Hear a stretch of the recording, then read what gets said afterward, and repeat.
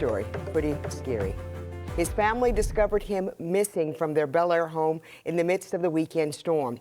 And the life of a 15-year-old boy hung in the balance after that. That's when officers turned to their four-legged friend to track him down. WMAR 2 News' Jeff Hager has the story. Footsteps over here. Apparently he milled around over here. The search was on after a resident reported seeing a suspicious person outside their home on Glastonbury Way who had headed into nearby woods. The challenge, finding an autistic 15-year-old in the middle of the winter storm who may not even realize his life was at risk. I would classify him as a vulnerable juvenile.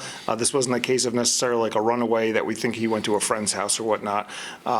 Prior experience with this juvenile, so he is attracted to bodies of water. An appeal to other agencies brought Senior Trooper Taylor Bracken and K9 Margot to the scene.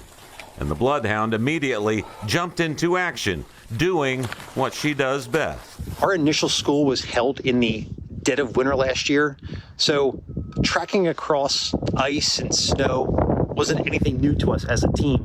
To the untrained eye, it can just look like a blank white canvas, but to a bloodhound, it is a layered archive of just different human scent signatures. When the initial call came in, it was reported that the teen must have left his home sometime between 8 o'clock and 11 o'clock in the morning. Got him. Got him, Serg. That meant the teen may have already been exposed to the snow, ice, and freezing temperatures for hours. How you doing, man? And time was of the essence. K9 Margot never blinked, leading the rescue team to the victim on a wooded hill, 300 yards from the nearest house, in just half an hour's time. If you had not made it to the young man, do you think he would have survived? If he would have remained where he was, absolutely not.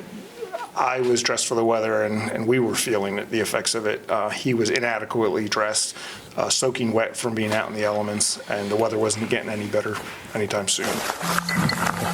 This was the best possible outcome. In Bel Air, Jeff Hager, WMAR 2 News.